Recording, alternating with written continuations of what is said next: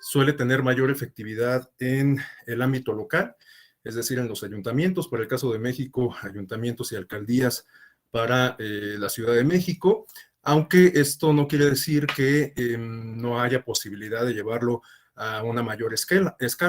Hay experiencias que nos hablan de casos de presupuesto participativo en provincias o en entidades federativas. En el caso mexicano, hemos tenido varias experiencias a lo largo de los años. Hoy día, varias entidades federativas cuentan con este tipo de mecanismo de participación ciudadana y sin demérito de ninguna de ellas, me parece que quizás la que es más acabada, que ha acumulado un mayor número, una mayor cantidad de experiencia, un mayor número de emisiones de esta forma de participación, es el caso de la Ciudad de México.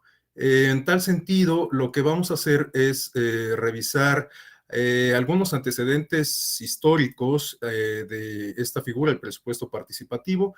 Vamos a identificar sus orígenes. Me adelanto a comentarles que esta figura encuentra su génesis en Brasil en los años 80 y de ahí ha sido exportada, ha sido adoptada por otros sistemas democráticos alrededor del mundo, no solamente en América Latina, también en Norteamérica, en Europa, incluso en Asia. Bueno, vamos a revisar, como les digo, los antecedentes, sobre todo la experiencia de Brasil. Vamos a identificar algunas otras experiencias a lo largo del mundo y para el día de mañana nos vamos a enfocar en el caso mexicano. Vamos a revisar algunos antecedentes, sobre todo que se han dado en los años 2000 y nos vamos a centrar en el caso del presupuesto participativo de la Ciudad de México, cuya emisión más reciente se encuentra en marcha precisamente.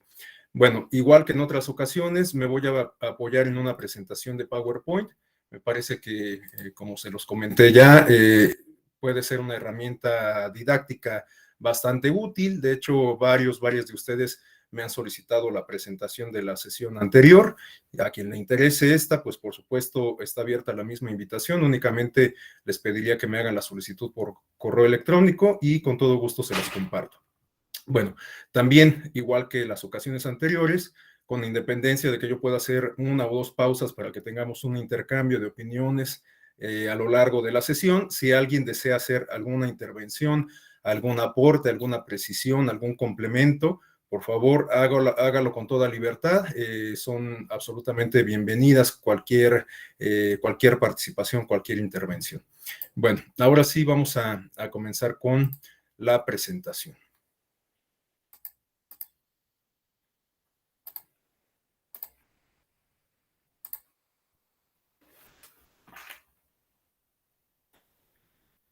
Ya se ve, ¿verdad? Ok.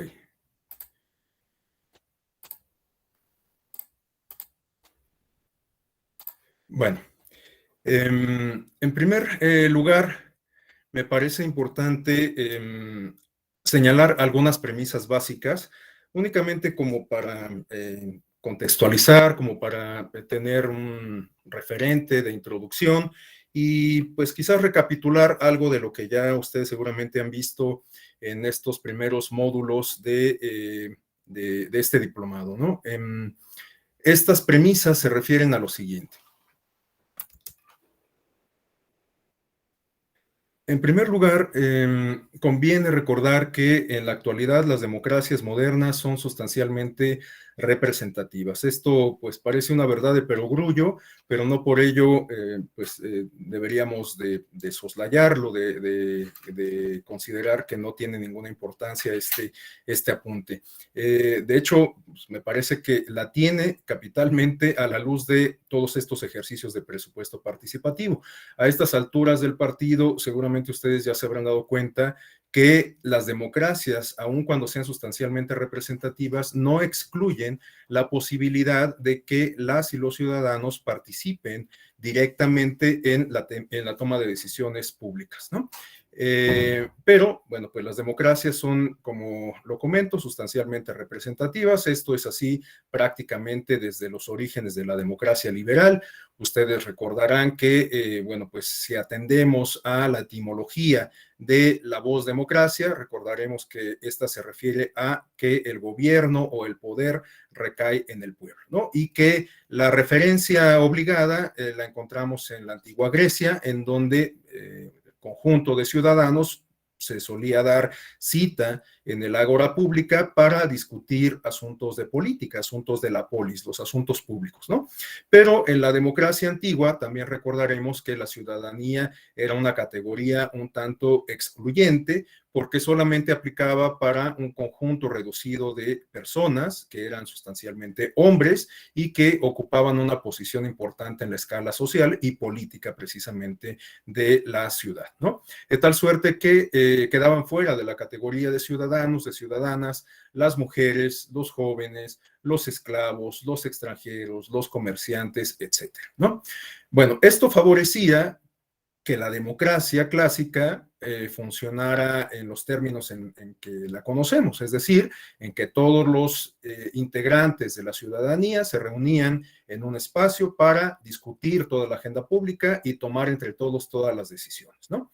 Este esquema en las sociedades modernas pues resulta materialmente imposible ante la complejidad de las sociedades modernas, pero también ante el tamaño, ante la densidad demográfica que las distingue, ¿no?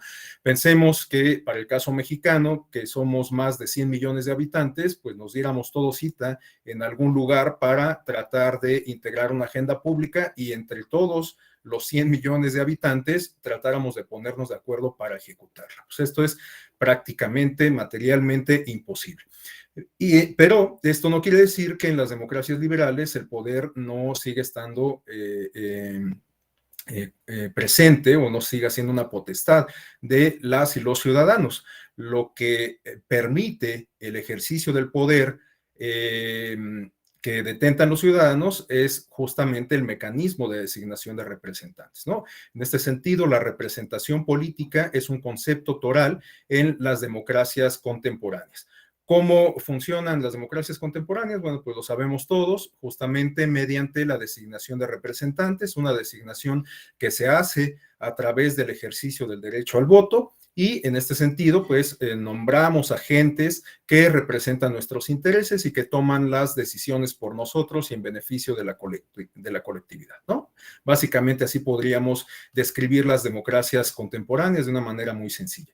Pero, reitero, este mecanismo de designación de, sí, en efecto, Cristian, el lugar donde se reunía se llamaba Ágora, ¿no?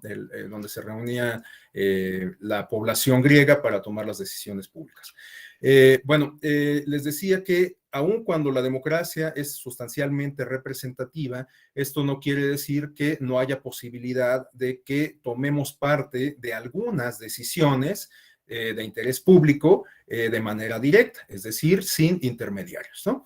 ¿Cuáles son estas figuras? Pues precisamente las que ustedes están revisando en este diplomado, la consulta popular, la iniciativa ciudadana, el presupuesto participativo que vamos a revisar entre el día de hoy y mañana, el parlamento abierto, las candidaturas independientes, de alguna forma también son mecanismos de democracia directa porque permiten a la ciudadanía justamente acceder a las esferas de toma de decisión, a representar los intereses de ciertos colectivos sociales sin pasar por el tamiz, por la aduana de los partidos políticos, ¿no? Entonces también podríamos considerarla pues de una forma un tanto forzada quizás, pero como un mecanismo de democracia directa, un mecanismo que permite la participación de la ciudadanía de forma directa. Bueno, esta es una primera premisa. La siguiente premisa se refiere a que los mecanismos de participación política directa representan en sí mismos un aliciente para el involucramiento ciudadano en los asuntos públicos. Esta premisa es sumamente importante porque, por supuesto, en la medida en que la ciudadanía se siente partícipe, bueno, se siente y es partícipe de la toma de decisiones, pues esto puede significar un incentivo de corresponsabilidad, ¿no? Ustedes no me dejarán mentir, en la actualidad suele ser común que las y los ciudadanos tengan una percepción de ciudadanía un tanto limitada en el entendido de que se percibe la ciudadanía como el ejercicio de los derechos políticos y nada más, ¿no? Y lo cierto es que la ciudadanía tiene más implicaciones. Incluso el Tribunal Electoral, los tribunales electorales en general, han dejado en claro que a la luz del principio de interdependencia de los derechos humanos, pues el ejercicio de los derechos políticos demanda también el ejercicio de otros derechos, el ejercicio de la libertad de expresión, por ejemplo, el derecho a la identidad, a la integridad, por supuesto, que son criterios que han guiado, por ejemplo, la construcción de una línea jurisprudencial de parte del Tribunal Electoral de tutela para niñas, niños y adolescentes cuando participan en actividades proselitistas, ¿no? Entonces, bueno, lo cierto es que la categoría de ciudadanía es bastante más amplia en comparación de la categoría del electorado. Sin embargo, pareciera ser que estamos más casados con la idea de electorado que con la idea de ciudadanía. ¿Por qué? Porque cuando somos convocados a urnas, pues simplemente cumplimos con nuestra obligación, en el mejor de los casos, de acudir a votar, de definir quién va a ser nuestro gobernante, quién va a ser nuestro representante popular, y después nos entendemos del asunto, no nos volvemos a involucrar en política, sino hasta 3 años después en que tenemos que renovar ese encargo que previamente habíamos dado, ¿no? Y nos desentendemos de todos los asuntos públicos. Sin embargo, si logramos incorporar, institucionalizar mecanismos de democracia directa en donde nosotros participemos en la toma de decisiones, por lo menos de algunas decisiones públicas trascendentales, pues eso puede convertirse en un aliciente para que nos involucremos más en los asuntos públicos, que participemos más a través de estos mecanismos o de otros mecanismos, incluso no formales, y que esto contribuya a la sazón a el fortalecimiento de la democracia, ¿no? Una tercera premisa. Los mecanismos de democracia directa se relacionan con un concepto amplio de ciudadanía que trasciende al plano formal, ciudadanía electorado, que es justamente lo que acabo de mencionar, y que únicamente complementaría en el entendido de que la ciudadanía demanda de procesos de formación ciudadana. Esta es una premisa que también siempre suelo mencionar porque me parece que es sumamente importante que avancemos en la construcción de una cultura política democrática que no solamente nos va a beneficiar en términos de empoderamiento ciudadano, en términos de fortalecimiento de la democracia, sino también en términos de tipo estrictamente social. ¿A qué me refiero con esto? A que si logramos edificar una cultura política democrática que esté permeada de valores, de prácticas, de competencias afines a la democracia, como el diálogo, como la resolución pacífica de conflictos, como el respeto a la legalidad, etcétera, bueno, pues en esa medida, la forma en que nos relacionemos con nuestros pares, con los otros ciudadanos, la forma en que resolvamos los conflictos, pues puede que sea bastante más sencilla, ¿no? Si todos estamos en la misma lógica. En este sentido, bueno, pues quizás sea menos común que veamos que los conflictos viales se arreglan a golpes en los cruceros, ¿no? En este sentido, quisiera compartirles una experiencia, bueno, no una experiencia, sino más bien una anécdota que ni siquiera es propia. Alguien me comentó en alguna ocasión, alguien que tuvo la oportunidad de viajar por Europa Central, y no me acuerdo si es en Austria donde ocurrió esta experiencia. Resulta que, bueno, este amigo iba acompañado de un colega, de un compañero que habita allá en aquel país, reitero, creo que fue en Austria, y tomaron un tren no recuerdo a qué ciudad, a otra, ¿no? Pero la anécdota que quiero compartir con ustedes consiste en que mi amigo quedó sumamente extrañado porque en el tren la persona que revisaba los tickets, pues no lo hacía de una forma sistemática y obligada, sino que casi al azar le pedía a los pasajeros su ticket, lo revisaba y ya, no era una política que aplicara sobre todos los pasajeros, ¿no? Y entonces mi amigo se extrañó y le comentó, le inquirió a su acompañante si pues esto era una política común, ¿no? Que solamente a algunos se les pidiera el boleto y no a todos. Y la persona esta le confirmó que en efecto así era, ¿no? Que a veces ni siquiera se solicitaba a nadie, que era pues más bien como un mero formalismo. Y entonces mi amigo le preguntó extrañado, oye, pero no tienen temor de que alguien se meta sin pagar al tren. Y bueno, esta persona le preguntó, pero como, ¿por qué alguien se metería sin pagar al tren? ¿No? O sea, eso nos habla justamente de cómo estos valores de apego a la legalidad, pues se pueden traspolar al ámbito estrictamente social y darnos nuevos parámetros de interrelación, ¿no? Nuevas formas para interactuar entre quienes integramos una sociedad. Bueno, la última premisa se refiere a que quizás no sea tan positivo el abuso de estos mecanismos de participación ciudadana directa ante el riesgo de trivializarlos y de restarles igualmente efectividad. Si en un discurso político adoptamos justamente la democracia participativa como bandera y se dan a la tarea distintas autoridades de llevar a cabo mecanismos de participación ciudadana, pero estos carecen, por ejemplo, de un fundamento jurídico, no son institucionalizados, no hay una metodología clara, no hay una difusión del funcionamiento del mecanismo, no hay una operación adecuada, no es realizada por una institución o una entidad plenamente confiable, etcétera. Bueno, pues si se dan todas estas condiciones aparentemente no tan positivas, pues el resultado seguramente será también aparentemente, por lo menos, no tan positivo. ¿Y qué va a tener como consecuencia esto? Bueno, pues justamente que se trivialicen estos mecanismos, estas figuras de participación ciudadana y que terminen por ser absolutamente una simulación, ¿no? Que no tengan ninguna repercusión, que incluso puedan ser manipuladas con fines políticos y que al final terminen convirtiéndose en un absoluto despropósito, ¿no?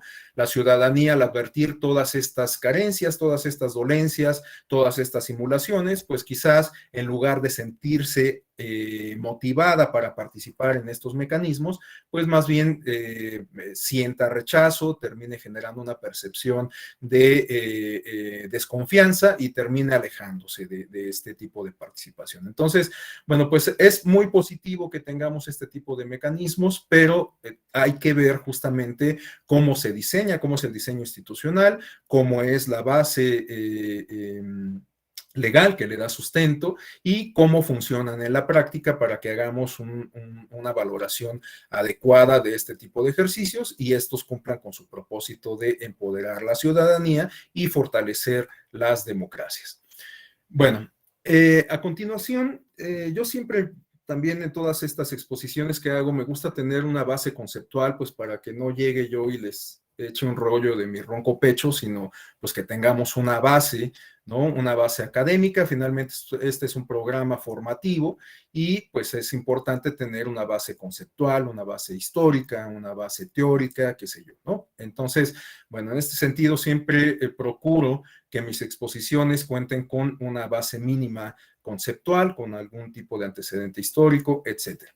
Bueno, en este sentido, quisiera compartir con ustedes estas dos láminas que se refieren a aproximaciones conceptuales sobre el presupuesto participativo. Es decir, cómo podríamos describir desde una perspectiva académica, desde una perspectiva profesional, desde una perspectiva especializada, este ejercicio de participación ciudadana directa. Bueno, las fuentes de donde extraje estas aproximaciones conceptuales están igualmente referidas en la lámina. No puse toda la referencia como debe de ser, con autor, año, título, etcétera, porque, bueno, pues evidentemente el espacio es muy pequeño, pero bueno, pues para que no quede ningún atisbo de plagio para darle el crédito a quienes acuñaron estas aproximaciones conceptuales, ahí está la referencia.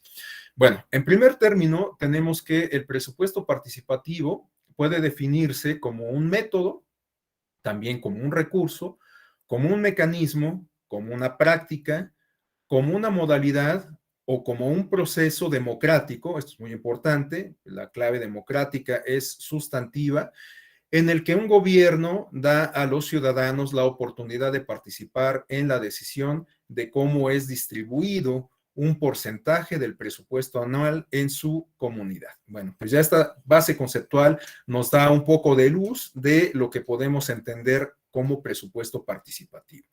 La siguiente base conceptual guarda relación, naturalmente, con lo que acabamos de comentar. Se dice que un presupuesto o un mecanismo de presupuesto participativo se refiere a un proceso de participación popular para la distribución del presupuesto de inversión local. Y una tercera aproximación conceptual nos dice que el presupuesto participativo puede ser entendido como un dispositivo que permite a la ciudadanía no elegida, es decir, no a los representantes populares, sino al grueso de la ciudadanía, participar en la concepción o la repartición de fondos públicos.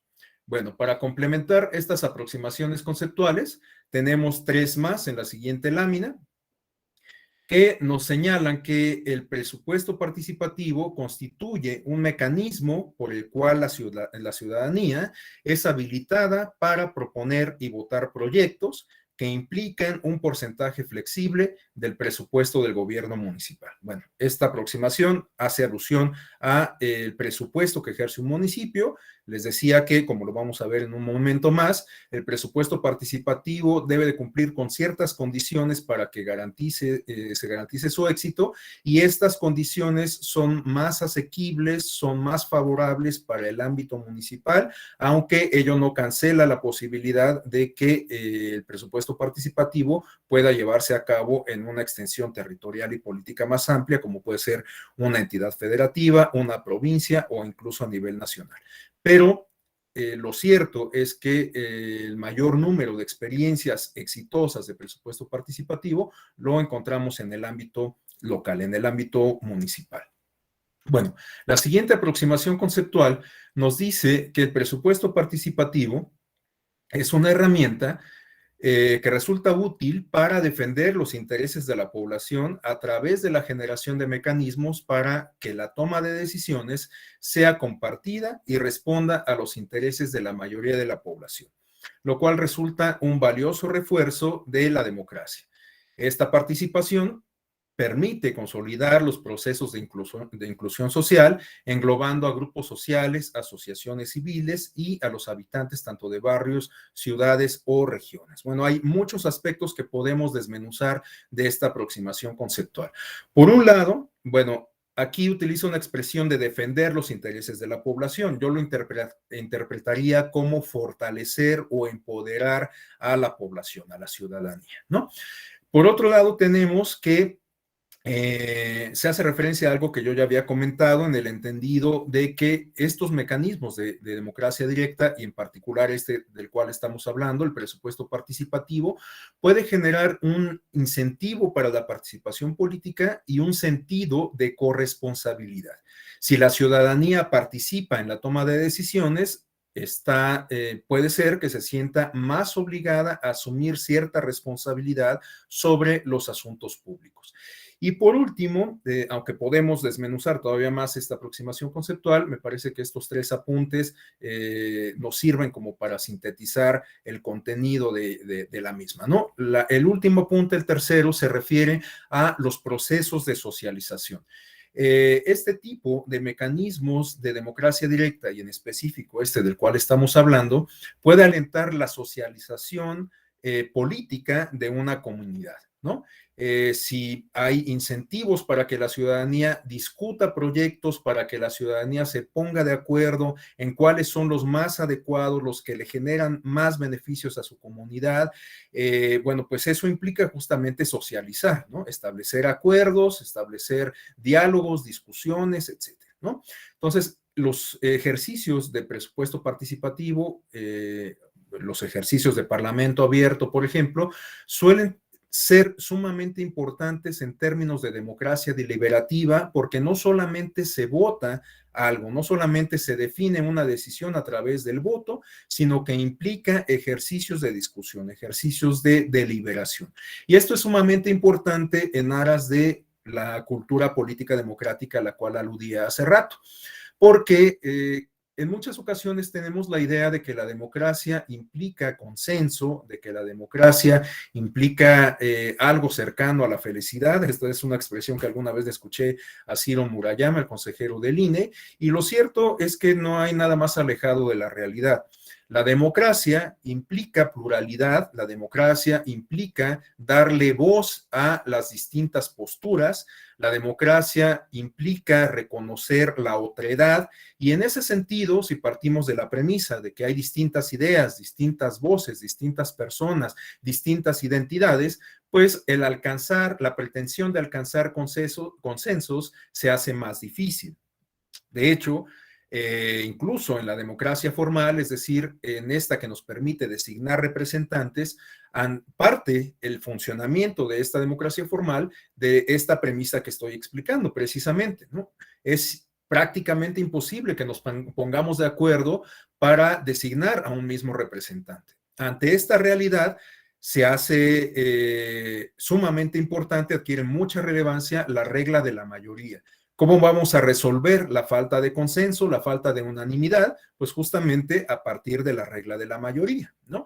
Esta regla de la mayoría, por supuesto, también puede ser objeto de discusión, porque, bueno, pues hay quien considera que al darle este peso a la regla de la mayoría, pues las mayorías siempre van a tener cierta hegemonía, cierto dominio sobre las minorías. Sin embargo, pues también una regla clave de la democracia formal implica la posibilidad de que las minorías se conviertan en mayorías, ¿no? ¿Esto cómo lo podemos interpretar en la práctica, en la realidad política? Bueno, pues a través del fenómeno de la alternancia, para no ir lejos, ¿no? Partidos que hoy son oposición, el día de mañana, a través de una elección, se pueden convertir en gobierno, se pueden convertir en mayoría en los órganos parlamentarios, y esto, pues bueno, por supuesto que es un indicio de la efectividad de la regla de la mayoría. Igual, les digo, puede ser objeto de discusión, pero me parece que la propia regla de la mayoría tiene algunas condiciones, algunas características que le permiten ser efectiva y que pues le permiten ser una piedra angular del funcionamiento de la democracia formal. Bueno, entonces los ejercicios de participación ciudadana directa, en particular este que estamos discutiendo, puede alentar la inclusión social a través de la socialización.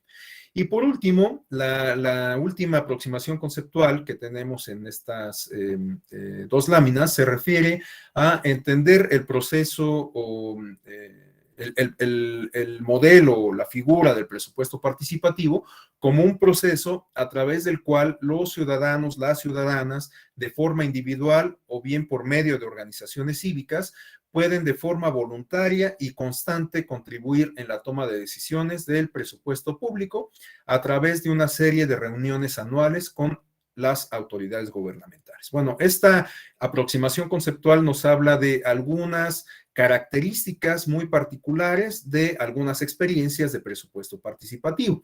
Sin embargo, no es que estas condiciones que se refieren en este concepto apliquen a rajatabla para todas las experiencias de presupuesto participativo. Como lo vamos a ver a lo largo de la exposición, bueno, pues la esencia del presupuesto participativo está presente naturalmente en todas las experiencias, pero hay ciertas particularidades que definen cada una de estas experiencias. ¿Cuáles son estas particularidades? Pues cómo se diseña en la ley, cómo funciona en la práctica, qué autoridades o qué entidades intervienen en la organización, en la operación, cómo se desarrolla propiamente el ejercicio, ¿no? Todos estos elementos, pues varían en cada caso en atención a cómo se define el diseño del mismo en cada experiencia, ¿no? Bueno, a continuación tenemos el objetivo del presupuesto participativo, que de alguna manera lo podríamos inferir a partir de lo que ya hemos comentado, ¿no?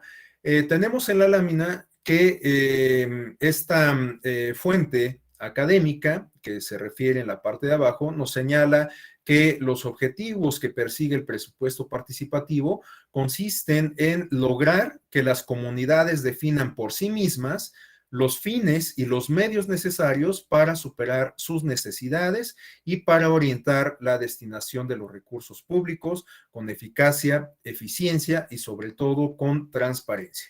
¿Cómo podríamos resumir esto en palabras coloquiales? Bueno, pues diciendo que el propósito, el fin que persigue el presupuesto participativo consiste en que sea la propia comunidad política quien identifique las problemáticas que les aquejan y que plantee proyectos para atenderlas y que para la ejecución de tales proyectos se destine un presupuesto o un porcentaje del presupuesto público.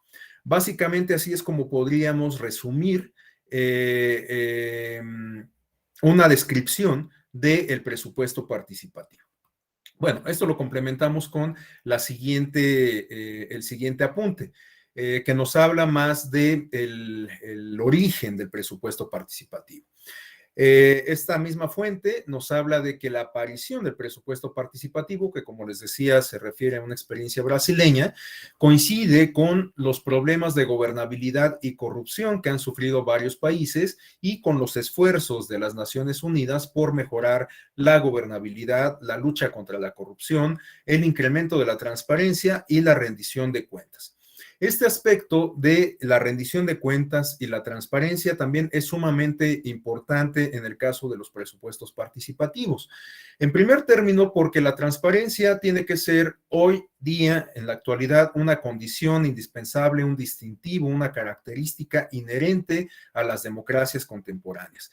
Cualquier sistema político que se precie de ser democrático tiene que generar condiciones de transparencia para el ejercicio del poder y para la administración de los recursos. Esta es una condición indispensable, reitero, para cualquier sistema político que se precie de ser democrático, ¿no?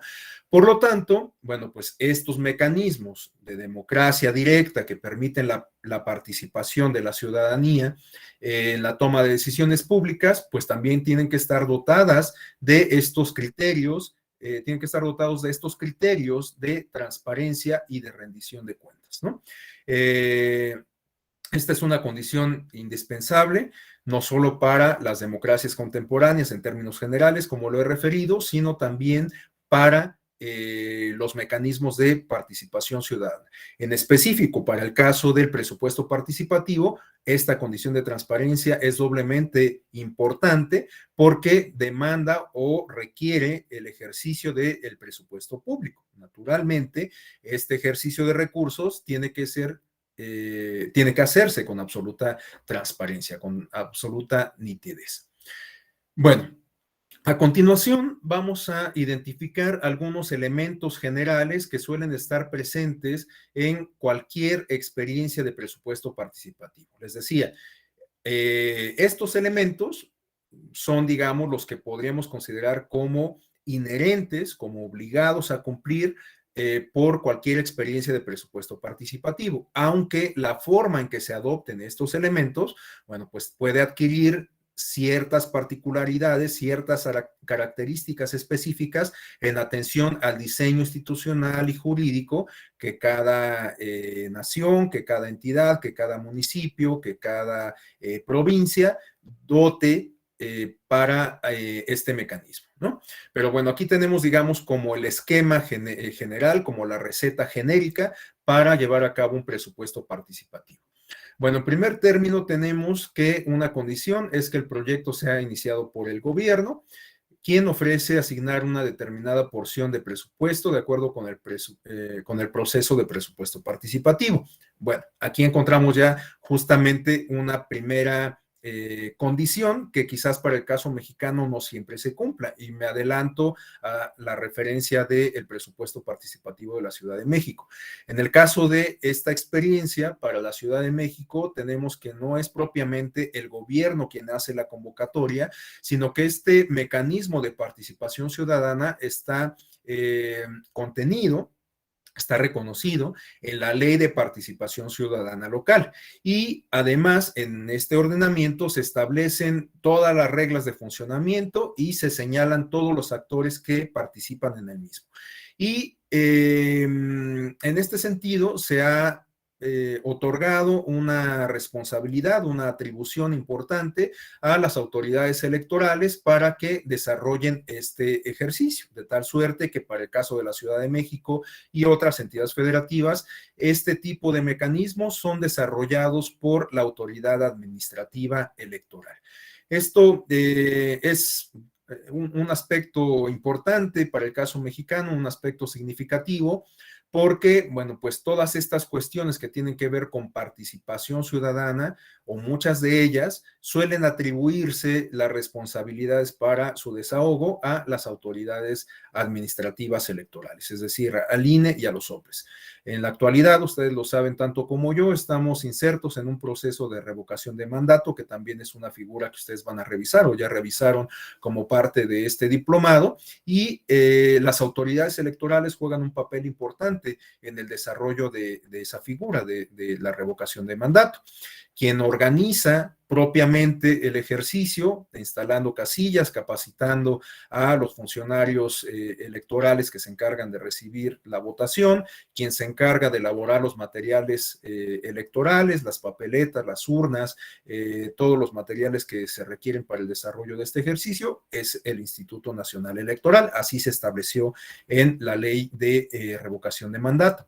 Y quien va a llevar a cabo el cómputo y la calificación de este ejercicio es la Sala Superior del Tribunal Electoral, guardando similitud de lo que se establece en la legislación electoral para el desarrollo de la elección del titular del Ejecutivo Federal. Ustedes saben que para el caso de la elección del presidente, la presidenta de la República, naturalmente el INE es quien despliega todo el aparato logístico, quien se encarga de toda la organización, quien realiza los cómputos distritales, pero quien realiza el cómputo final y quien lleva a cabo la calificación de la elección es la Sala Superior del Tribunal Electoral del Poder Judicial de la Federación. Quizás tomando este referente es que el legislador consideró conveniente otorgarle esta función, esta atribución a la Sala Superior para el desarrollo del ejercicio de revocación de mandato, ¿no? Entonces, bueno, pues cada ejercicio adquiere, reitero una vez más, sus propias particularidades en atención a el diseño institucional y jurídico que se defina en el ámbito doméstico. Bueno, la siguiente característica se refiere a que el municipio se divide en regiones para facilitar las reuniones de presupuesto participativo y la distribución de recursos. Bueno, aquí se habla del municipio porque, como ya lo he comentado, las mejores y las experiencias más evidentes de éxito las podemos identificar en el ámbito municipal, pues por una cuestión casi evidente, porque estamos hablando de una unidad territorial y política considerablemente acotada, ¿no? En comparación con lo que pudiera ser un estado, una provincia o un país, ¿no? Entonces, en el ámbito municipal, tenemos como la primera esfera de la infraestructura política, de organización política, y por lo tanto en esa pequeña esfera es más fácil llevar a cabo este tipo de ejercicios de presupuesto participativo, porque también, bueno, pues muchos de los proyectos que se definen a través de esta figura, pues están diseñados a atender problemáticas o carencias inmediatas de la comunidad, ¿no? ¿Cuáles son estas? Bueno, a lo mejor me estoy adelantando un poco, pero estas tienen que ver, por ejemplo, con el alumbrado público, con la remoción, con la reparación de banquetas o de calles, con la rehabilitación de un parque, con el mejoramiento de una instalación deportiva, con la rehabilitación de una biblioteca, en fin, son muchos proyectos que se pueden definir a través de esta figura del presupuesto participativo. Entonces, pero reitero, estos proyectos están destinados a resolver carencias o problemáticas inmediatas del entorno inmediato de las personas, ¿no? Entonces, bueno, por eso es que las experiencias más exitosas las podemos encontrar en el ámbito municipal. Volviendo al apunte, en el ámbito municipal, para llevar a cabo los ejercicios de deliberación en donde se van a discutir los proyectos a los cuales se les va a destinar el presupuesto. Bueno, para llevar a cabo estos ejercicios se tiene que hacer una división territorial para poder llevar a cabo los ejercicios de deliberación, los ejercicios de discusión. Si volvemos a retomar este ejemplo que les decía hace rato de pensar en que todos nos reunamos al mismo tiempo y entre todos nos pongamos de acuerdo, bueno, pues va a ser más complicado. Por eso, lo ideal es que se organicen, digamos, células territoriales y naturalmente poblacionales en el ámbito municipal para que en esas células, en esos espacios acotados, se puedan llevar a cabo los ejercicios de deliberación, las discusiones en torno a los proyectos a los cuales se podría destinar el presupuesto para atender alguna problemática en concreto. Bueno, otro aspecto importante, otra condición que resulta sumamente relevante para garantizar el éxito a esta experiencia, a estas experiencias de presupuesto participativo, se refiere a llevar a cabo campañas informativas, ¿no? Este apunte me refiere que el gobierno es quien realiza las reuniones informativas para orientar al público sobre el presupuesto y temas relevantes. Se complementa este apunte diciendo que las organizaciones de la sociedad civil a menudo participan para apoyar la comprensión pública. Bueno, nuevamente, esta es una premisa general, una premisa genérica, pero en la práctica no necesariamente se tiene que seguir a pie juntillas. Para el caso mexicano, si ya quedamos que la organización de estos ejercicios suele encomendarse a las autoridades electorales, pues entonces no son los gobiernos quienes realizan las actividades de difusión e informativas, sino precisamente las autoridades electorales. Bueno, sea un gobierno, una entidad gubernamental o una entidad independiente, autónoma, como para el caso mexicano pasa con las autoridades administrativas electorales, debe de haber algún actor que se encargue de informar sobre el funcionamiento del presupuesto participativo. Esta es clave, esta es una condición clave para asegurar el adecuado funcionamiento del ejercicio, porque naturalmente si la gente no tiene claridad sobre cómo funciona el mecanismo, cuáles son las etapas, en qué momentos tiene que participar, etcétera, bueno, pues por supuesto que el ejercicio no va a contar con incentivos para que la gente se involucre y por lo tanto pues no va a resultar exitosa, ¿no? Exitoso. Entonces, bueno, las labores de difusión y de información son sumamente importantes para todos los ejercicios de participación ciudadana, pero en este caso que estamos hablando sobre el presupuesto participativo, bueno, reitero, es sumamente importante que se informe sobre las etapas, sobre el funcionamiento, sobre cómo es la participación que tendrán las ciudadanas y los ciudadanos, cómo se definen los resultados y cómo se va a operar ya una vez que son definidos los proyectos, es decir, cómo se va a ejercer el presupuesto. Eso también es un aspecto sumamente importante, porque nuevamente volvemos a lo que les comentaba hace rato. Lo ideal no es que se lleven a cabo todos estos ejercicios, se definan los proyectos, se voten y ahí nos vemos, ¿no? O sea, hasta que nos vuelvan a convocar a un nuevo ejercicio de presupuesto participativo. No, la idea es que el ejercicio de los recursos, es decir, ya cuando se opere la inyección de los recursos públicos a esos proyectos que definió la ciudadanía, este proceso también tiene que ser acompañado por los propios ciudadanos, las propias ciudadanas. Y por ello es que en algunas ocasiones, como nos lo refiere el mismo apunte, es importante o es conveniente, es deseable que participen organizaciones de la sociedad civil, es decir, entidades que orgánicamente cuenten con una infraestructura, con una red de apoyo, con una red de afiliados y que estos elementos contribuyan a el desarrollo del presupuesto participativo. No solamente al momento de definir los proyectos, de desarrollar estas actividades de difusión, de orientación, etcétera, sino también a lo largo del ejercicio del propio presupuesto. Entonces, es sumamente conveniente que se involucren sociedades o organizaciones de la sociedad civil. Bueno, otra condición se refiere a que, bueno, los participantes tienen que llevar a cabo justamente estos ejercicios de discusión, deliberan y negocian por los recursos a través de reuniones públicas, finalmente se asignan los fondos a los proyectos de obra pública o a programas sociales. Y también otra condición se refiere a que los funcionarios elegidos, es decir, los responsables de la administración pública, si estamos hablando del ámbito municipal, bueno, pues estamos hablando justamente del alcalde, el presidente, la presidenta municipal y los integrantes del cabildo. Estas autoridades y por supuesto el aparato burocrático tienen que encargarse de que se apruebe el presupuesto y de que se ejerza según lo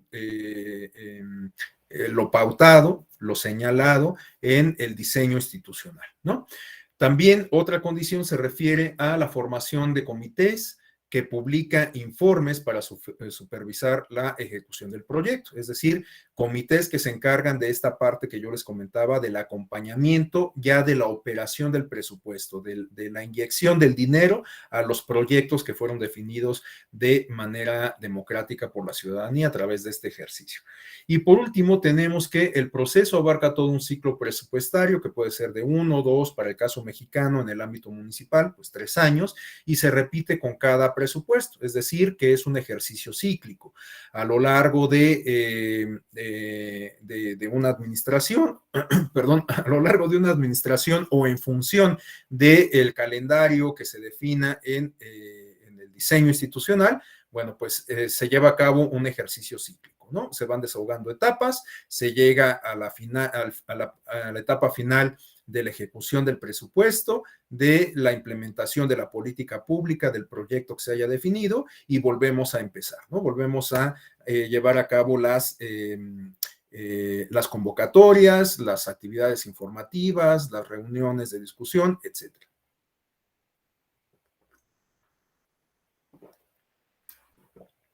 Bien, continuamos con la siguiente lámina, que también se refiere a condiciones para la aplicación. Esto complementa lo que comentábamos en la lámina anterior. Son igualmente características que suelen estar de forma inherente en las distintas experiencias de presupuesto participativo y que de alguna manera se convierten en elementos que eventualmente pueden garantizar su éxito, que pueden llevarlo a buen puerto. Bueno, una primera condición se refiere a la voluntad política. Bueno, este apunte nos dice que el gobierno local debe comprometerse a aumentar la participación de los ciudadanos y compartir la autoridad en la toma de decisiones. Esto es más fácil con un gobierno democráticamente elegido. Bueno, evidentemente, para el buen desarrollo de estos mecanismos de participación ciudadana, se requiere voluntad política, se requiere que los actores políticos pues definan justamente las reglas y que tengan disposición para cumplirlas, para llevarlas para que se observen de manera adecuada, ¿no? Entonces, bueno, pues la voluntad política es una condición indispensable, aunque, bueno, pues en algunos casos suele estar ausente, ¿no? Pero en la medida en que se van institucionalizando este tipo de ejercicios, bueno, pues la voluntad política se vuelve una condición pues casi obligada. En ocasiones, aun cuando haya cierta reticencia, cierta resistencia por parte de las clases políticas o de la clase política, bueno, pues ante la presión social, ante las demandas de la ciudadanía, ante el activismo de las organizaciones de la sociedad civil, etcétera, bueno, pues quizás a fuerza de no querer, pues las autoridades terminan aperturando este tipo de ejercicios y pues apegándose a los mismos, ¿no? Una segunda condición, igual parece una verdad de perogrullo, una cuestión evidente, pero pues no por ello podemos simplemente ignorarla, ¿no? Para que un ejercicio de presupuesto participativo sea exitoso, pues se requieren fondos, se requieren recursos públicos, ¿no? Dinero que se pueda destinar a los proyectos que son definidos por la ciudadanía. No tendría ningún sentido que tengamos un ejercicio de presupuesto participativo en donde se lleven a cabo estos ejercicios de deliberación, en donde la ciudadanía identifique y defina cuáles son los proyectos que le benefician más en su entorno inmediato, si al final no va a haber dinero para que se atiendan esas carencias a través de los proyectos que se definan por esta vía, ¿no? Entonces, si no hay dinero, estos ejercicios en realidad terminarían siendo una simulación y convirtiéndose en un despropósito, como les decía hace rato, ¿no? O sea, no tiene ningún sentido que participemos, que nos involucremos, que discutamos, si al final, pues no va a haber condiciones materiales para que haya una consecuencia respecto a lo que ya discutimos y acordamos, ¿no? Entonces, evidentemente tiene que haber recursos suficientes. Otra condición se refiere al capital social. La comunidad debe tener asociaciones, organizaciones de la sociedad civil en funcionamiento, comprometidas y preferiblemente interconectadas para dirigir el proceso, tanto de educación o de formación y de participación de los ciudadanos. Bueno, esta es una condición que resulta más bien deseable, ¿no? En varias experiencias de presupuesto participativo, el involucramiento de organizaciones de la sociedad civil resulta clave por lo que ya les comentaba. Estamos hablando de una entidad que ya tiene experiencia, que tiene una infraestructura, que tiene una red de personas que participan, etcétera. Entonces, todos estos elementos, toda esta experiencia acumulada, pues puede resultar positiva para el desarrollo de estos ejercicios. Entonces, es deseable que se involucre a organizaciones de la sociedad civil en el presupuesto participativo. Por otro lado, tenemos que se debe contar con una base burocrática y legal, es decir, que también resulta encomiable, resulta positivo, en algunos casos indispensable, que exista una base legal, un fundamento legal, un reglamento, una ley, un estatuto, algo que sirva de base justamente para el funcionamiento del presupuesto participativo. Si no tenemos este fundamento legal, bueno, por supuesto que se puede llevar a cabo el presupuesto participativo, pero va a ser más difícil institucionalizarlo. ¿Por qué? Pues porque al final va a ser un ejercicio un tanto sui generis. De hecho, cuando revisemos algunas de las experiencias mexicanas, nos vamos a dar cuenta que en los orígenes, en los primeros ejercicios de esta naturaleza, justamente lo que teníamos era una condición contraria a la que se nos está señalando, es decir, no teníamos un fundamento legal y esto casi fue una condición que condenó a el fracaso a los ejercicios de presupuesto participativo, porque se convirtieron en experiencias aisladas que no lograron institucionalizarse, ¿no? Esto a principios de los años 2000, reitero, esto lo vamos a ver un poco más adelante. Entonces, es importante, es deseable que se cuente con un instrumento normativo. Y también, por supuesto, es indispensable, aquí sí, que el presupuesto participativo involucre al aparato burocrático, es decir, a las autoridades. En este caso, estamos hablando del presupuesto participativo y ya comentamos que las mejores experiencias de éxito las podemos identificar en el ámbito municipal.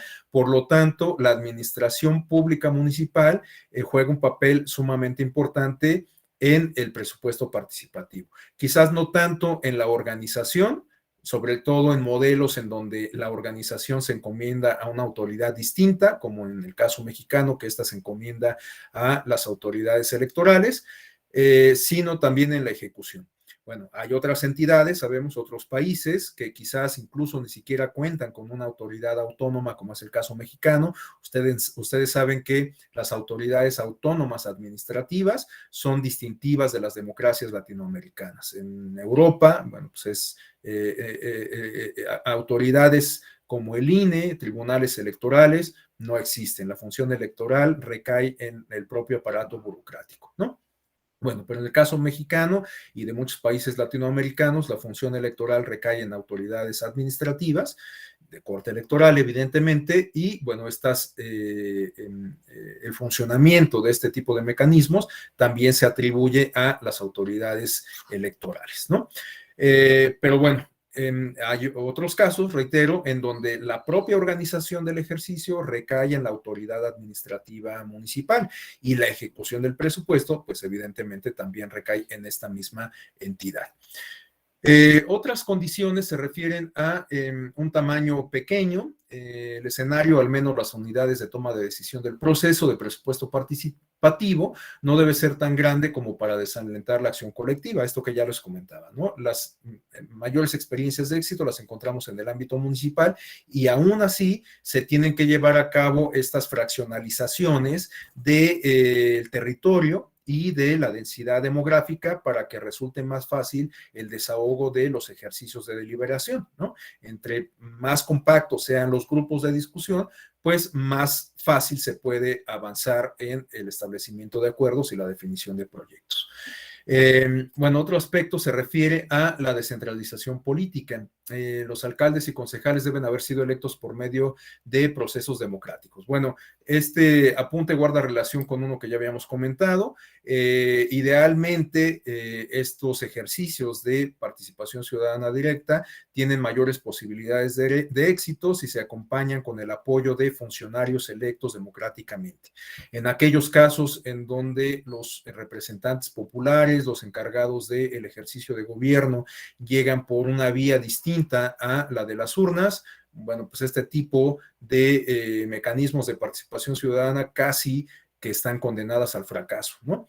No es que no se lleven a cabo.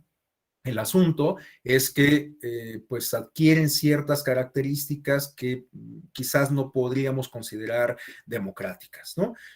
Poniendo, no sé si esto ya lo había comentado, pero hay muchos ejemplos de ejercicios de democracia participativa que se han llevado a cabo en países que tienen fuertes cuestionamientos sobre la vida democrática y que pues han sido más bien utilizados con fines políticos para favorecer al régimen, ¿no? Plebiscitos, referéndums, consultas populares que se han llevado a cabo en países como Bolivia, Venezuela, Nicaragua, etcétera.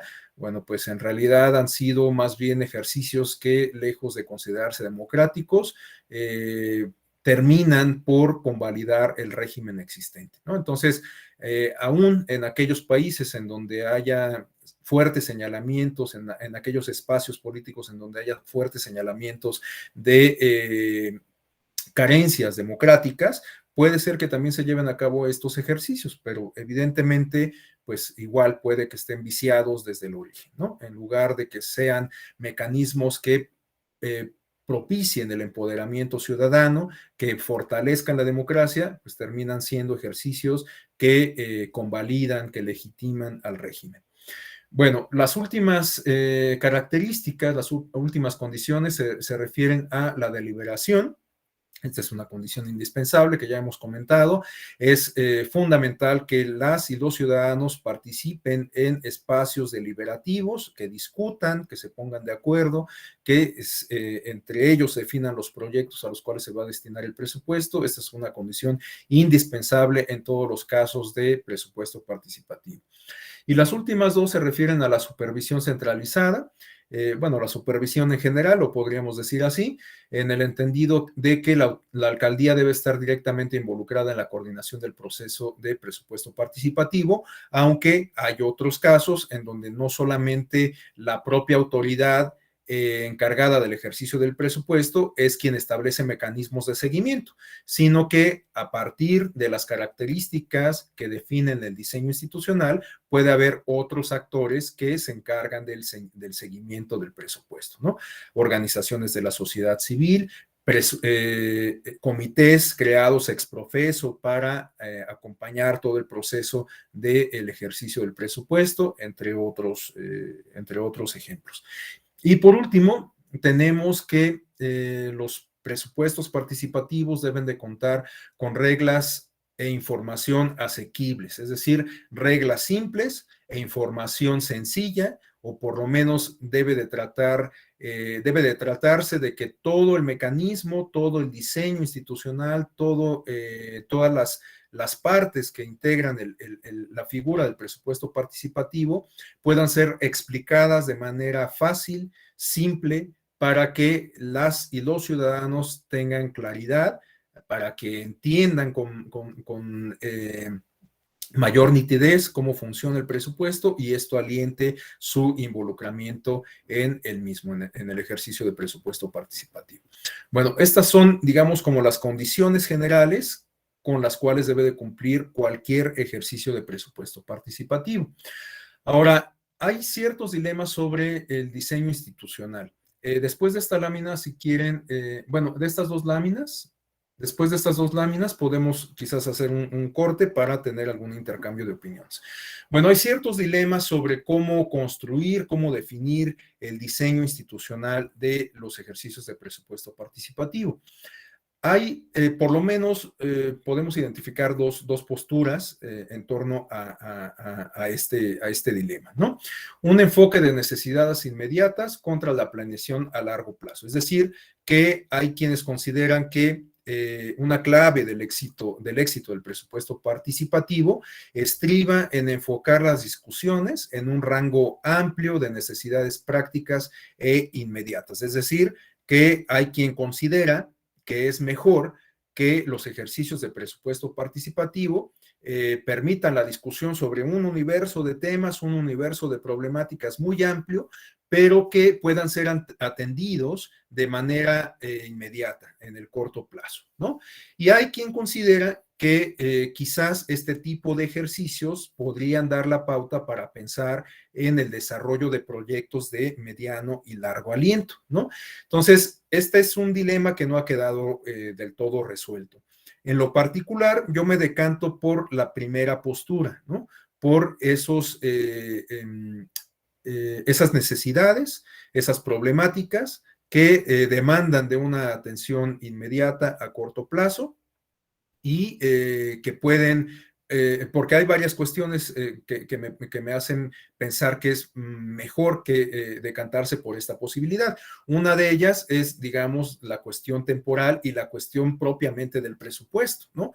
O sea, ya sabemos con cuánto va a contar la municipalidad de dinero, y de cuánto dinero podemos disponer para destinarlo a este tipo de problemáticas que van a ser atendidas por los proyectos definidos por la propia ciudadanía, ¿no? Entonces, bueno, es, digamos, como un esquema mucho más simple, mucho más asequible y que permite un seguimiento más puntual. En cambio, si pensamos en crear una obra de infraestructura de 2, 3, 4, 6 años, bueno, pues a lo mejor el seguimiento, a lo mejor las propias discusiones, a lo mejor la propia intensidad de la participación ciudadana se va diluyendo a lo largo del tiempo y pues no resulta tan exitoso, ¿no? Pero bueno, pues están las dos posturas, ustedes igual podrán definir o decantarse por una de las dos. Y otro dilema se refiere a la informalidad versus la formalidad. Es decir, que hay quienes consideran que es más conveniente darle a estos mecanismos de presupuesto participativo una estructura informal, abierta, que sea más asequible para la ciudadanía, que sea de más fácil comprensión, que no esté sujeta, digamos, a una regulación tan rigurosa, tan intrincada, etcétera. Y hay quienes consideran que no, que lo ideal es justamente que se cuente con un diseño perfectamente claro, que haya una base legal, que haya reglas claras, etcétera, ¿no?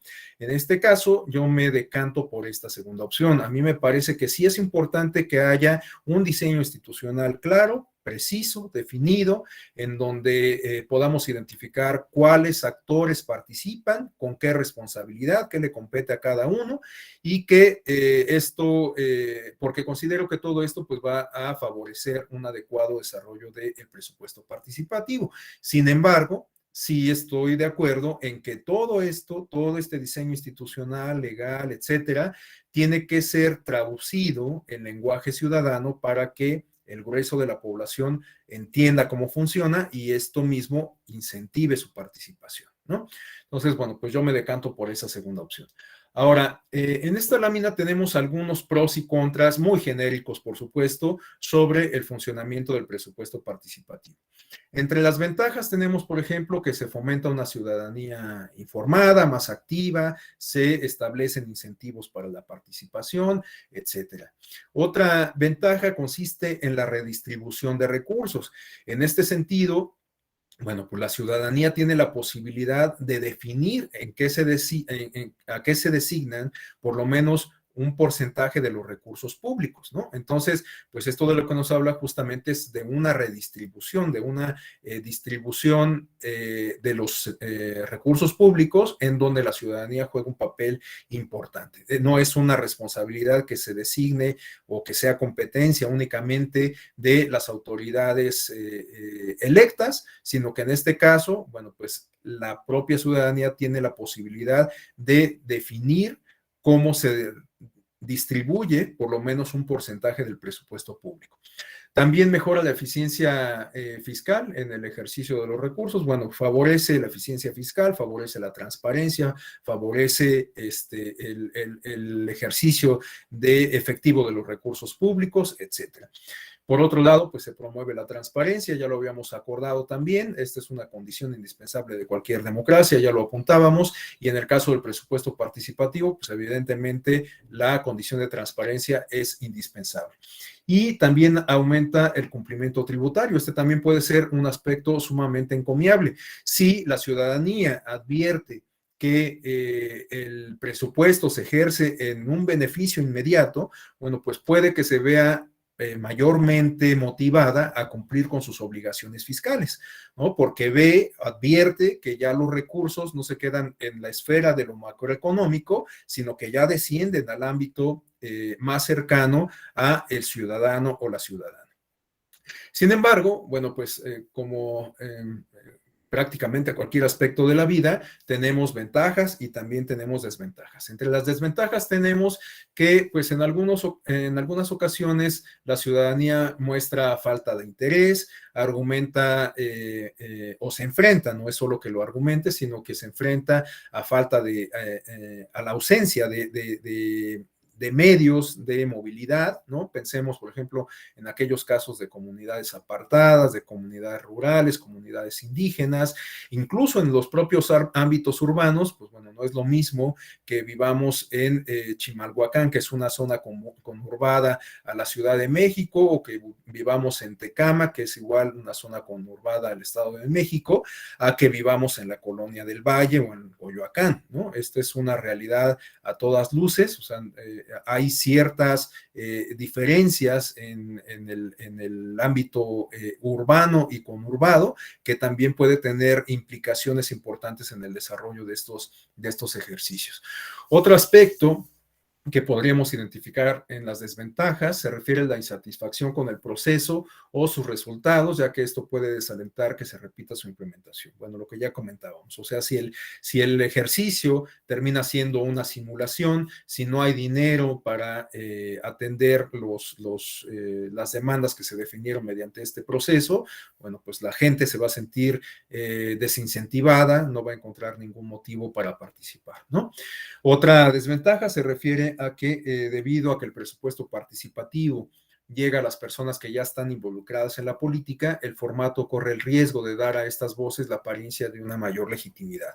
Bueno, ¿de qué nos habla esto? De que veíamos, o yo les comentaba que es ideal, es deseable que las organizaciones de la sociedad civil se involucren en estos mecanismos de presupuesto participativo, pero lo cierto es que hay ciertas organizaciones de la sociedad civil que pueden ser identificadas como activistas políticos, ¿no? Esto, por supuesto, no es que sea malo, hay muchas organizaciones de la sociedad civil, ustedes lo saben, bueno, quienes se desempeñan en OPLES, en juntas del INE o en oficinas centrales, saben que hay organizaciones que tienen aportes significativos justamente a la cultura política democrática, que llevan a cabo actividades de capacitación, informativas, que contribuyen como observadores electorales en los contextos de las elecciones, etcétera, ¿no? Entonces, bueno, pues es encomiable toda esta labor. El asunto es que, bueno, pues entre las desventajas que podemos identificar es que quizás algunas de estas organizaciones, bueno, terminen dotándoseles de una mayor presencia, de una mayor legitimidad y terminen empoderándose y no tanto empoderando a la ciudadanía, ¿no? De esto es de lo que nos habla esta desventaja. En realidad no es una desventaja inherente, no es una desventaja que se dé en todos los casos, sino más bien como un riesgo latente en algunas condiciones, en algunos casos específicos. Las otras dos desventajas que podemos identificar, por supuesto puede haber muchas más, ¿no? Yo solamente retomé estas que son planteadas en la fuente que se señala en la parte de abajo de la lámina, pero bueno, podríamos plantear muchas más ventajas y desventajas. La siguiente se refiere a que, aunque las sesiones son abiertas, son útiles para mejorar la comprensión de las propuestas por parte del público, es difícil mantener una participación de calidad, especialmente teniendo en cuenta los desequilibrios de poder existentes. Bueno, esto de lo que nos habla en realidad es de la dificultad que se enfrenta al momento de organizar estos espacios deliberativos, ¿no? Aun cuando sean espacios públicos, aun cuando se establezca una logística para conformar un espacio acotado de discusión, bueno, pues esto no es garantía de que la discusión se dé en términos tersos y de que sea efectiva, de que lleguemos a acuerdos positivos, ¿no? Puede ser que igualmente nos enfrentemos a dificultades para lograr esos propósitos. Entonces, bueno, igual no es que sea una desventaja que en todos los casos se presente, sino que puede ser una posibilidad latente en la organización de este tipo de ejercicios. Y por último, tenemos que estos tipos o en particular este tipo de mecanismo de participación ciudadana directa puede prestarse a la politización partidista, es decir, que haya actores políticos que identifiquen en este tipo de ejercicios para pues para fines propios del partido político, ¿no? No tanto como para empoderar a la ciudadanía, sino para beneficiar al partido político.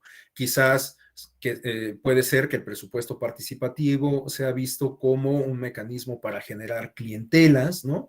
Etcétera. Entonces, bueno, pues igual, no es que sea una condición indispensable que se dé en todos los casos, pero puede ser una amenaza que esté latente en cualquier experiencia de presupuesto participativo. Por eso, reitero que yo estoy más convencido de que es indispensable que se cuente con reglas claras que permite establecer diques a los actores propiamente políticos en el desarrollo de este ejercicio.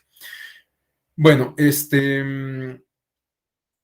quizás aquí podamos hacer una breve pausa de mi parte para pues cederles el uso de la voz. Si alguien desea hacer alguna intervención, pues podamos tener un intercambio de unos 5, 10 minutos y después continuar con el desarrollo de la exposición. Entonces, no sé si hasta aquí alguien desea plantear alguna duda, alguna inquietud, hacer alguna aportación. Por aquí vi que alguien escribió algo en el chat, Erika, que comenta que es de la Ciudad de México. Es un buen ejercicio de participación ciudadana lo del presupuesto participativo, pero para involucrarse adecuadamente hace falta capacitación para la elaboración de los proyectos. Debemos de crear más ciudadanía para que pueda involucrarse. Totalmente de acuerdo, ¿no?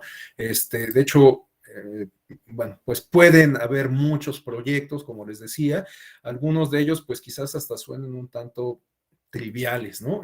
Por ahí estaba viendo en alguna ocasión que un proyecto que se planteó en alguna emisión del presupuesto participativo de la Ciudad de México consistía en el desarrollo de un parque para perros. Bueno, yo sé que hoy día las mascotas juegan un papel muy importante en las familias de las sociedades modernas, que hay incluso, bueno, podría ser hasta objeto de análisis sociológico, ¿no? Este fenómeno de humanización de las mascotas, y en esa medida, pues entiendo que la gente desee espacios de esparcimiento para sus mascotas, ¿no? En lo particular, pues bueno, a mí no me convence mucho esa idea, pero bueno, pues no es mi papel cuestionarlo. Entonces, bueno, pues hasta ese tipo de proyectos se pueden discutir en mecanismos de presupuesto participativo. Bueno, tenemos dos manos levantadas, María Dolores primero y después Virginia. Adelante, María. Gracias, maestro. Buenos días.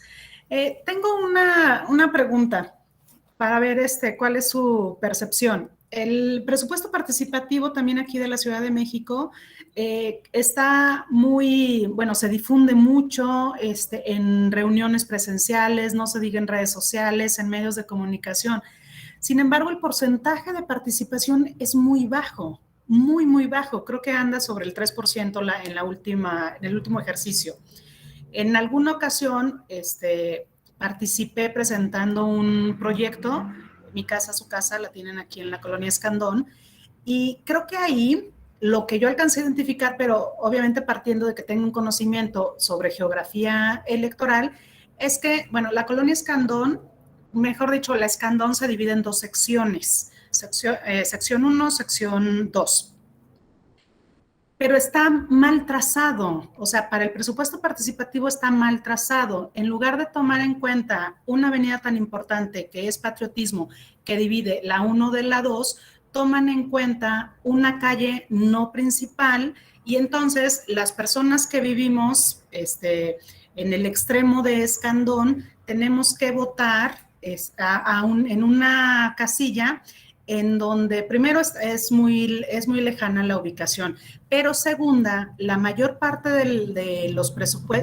proyectos que se presentaron son de aquella zona, entonces hay personas que están más arraigadas hacia esa zona.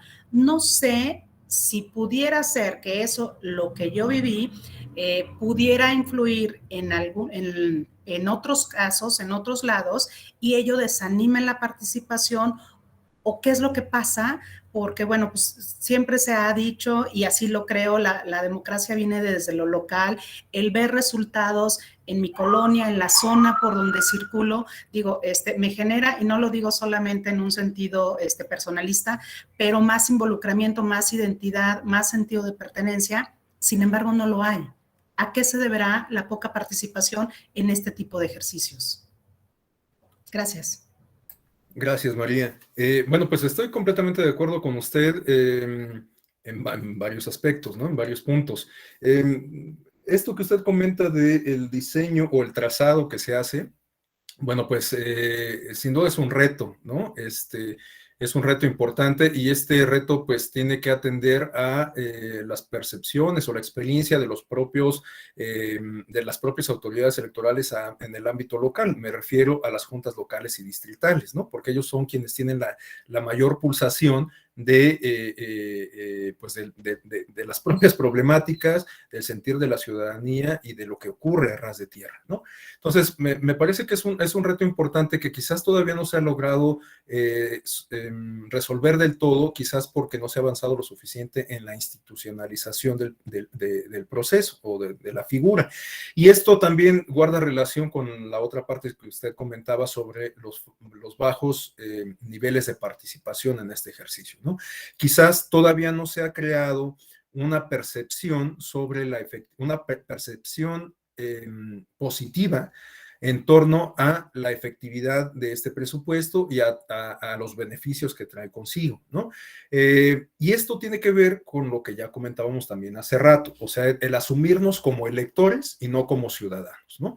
O sea, pareciera que lo que adquiere relevancia, lo que tiene relevancia es votar por funcionarios públicos que nos van a representar, ¿no? Pero pues hasta ahí, o sea, no nos gusta involucrarnos en nada más. Entonces, pues sin duda tenemos que avanzar en esos procesos de formación ciudadana que pues nos permitan asumirnos como ciudadanos de tiempo completo y no como electores de cada 3 años. Es lo que podría comentar al respecto. Cristian, creo que alguien más tenía la mano levantada, ¿no? Ya se arrepintió. Virginia, adelante Virginia, después Cristian. Sí, gracias. Yo creo que el problema principal del tema de la participación ciudadana es querer eso, institucionalizarla.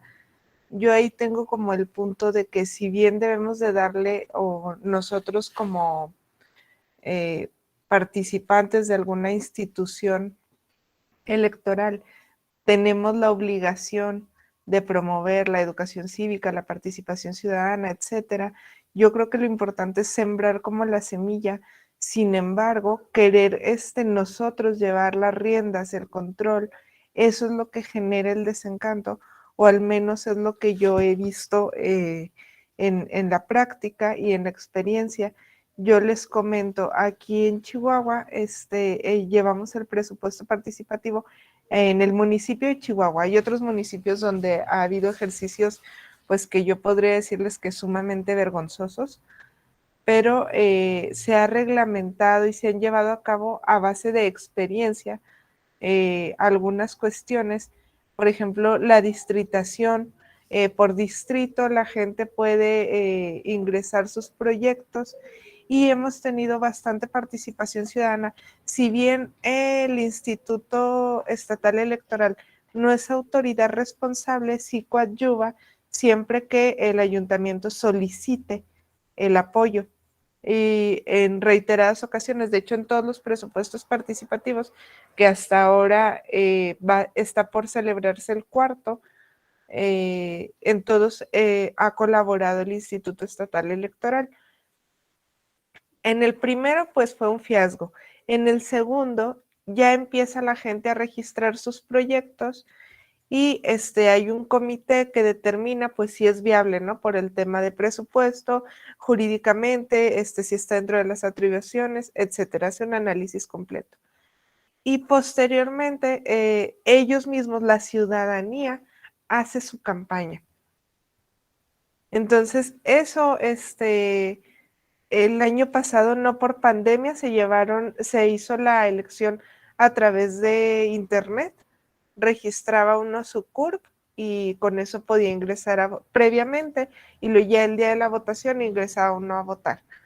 El mecanismo de voto electrónico también apoyó el Instituto Estatal Electoral, pero cuando se llevó a cabo de manera presencial previo a la pandemia, de verdad que vieron qué increíble participación ciudadana.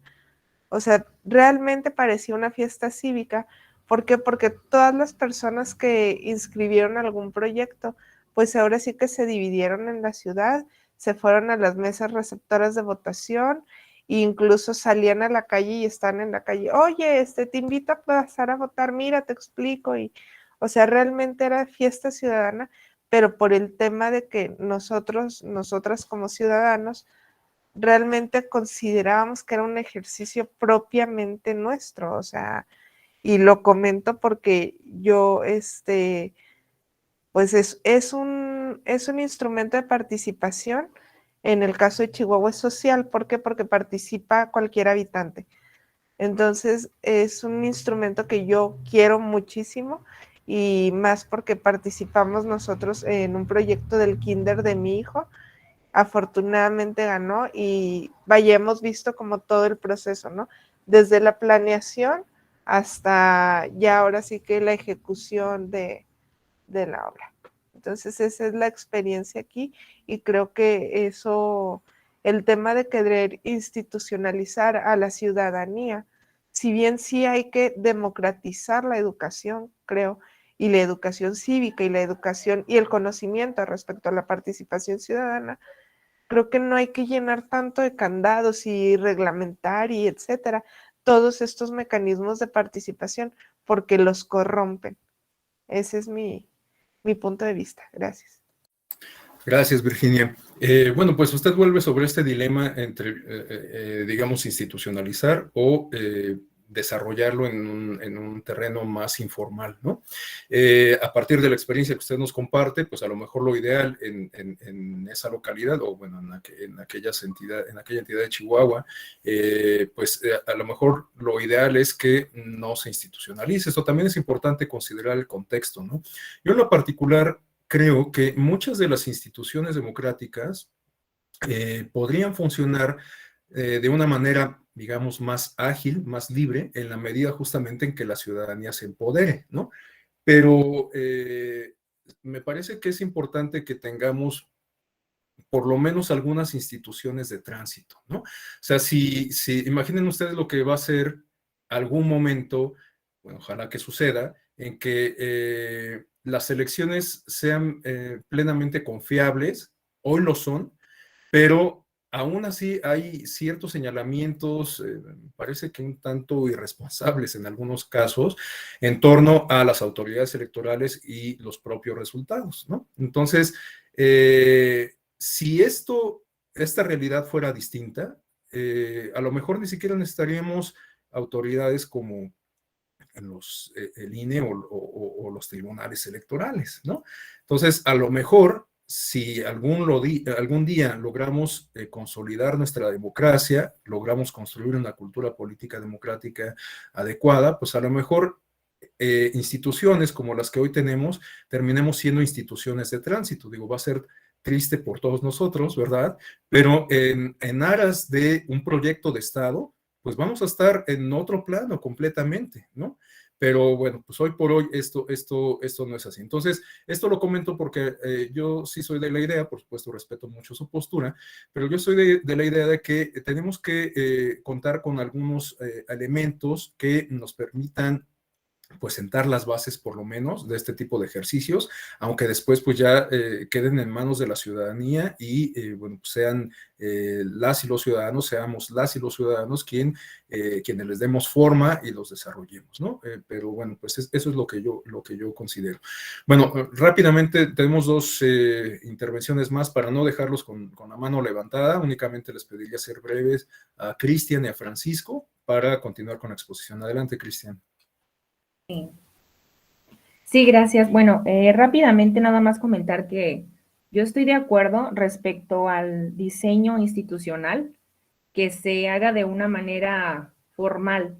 Creo que las reglas tienen que estar claras porque definitivamente lo hemos visto en todo el desarrollo del diplomado y coincidimos en las sesiones que hemos tenido con todos los ponentes y las ponentes, que hay un manejo político de la materia electoral. Muchas veces los actores políticos quieren tener injerencia sobre la misma o quieren tener injerencia sobre ciertos asuntos. Es como, lo voy a decir en términos más coloquiales, la cuestión del presupuesto, al ser cuestiones de dinero, se presta mucho a la propaganda política, al manejo sí, realmente a la ¿cómo se dice? Politización, ¿sí, verdad?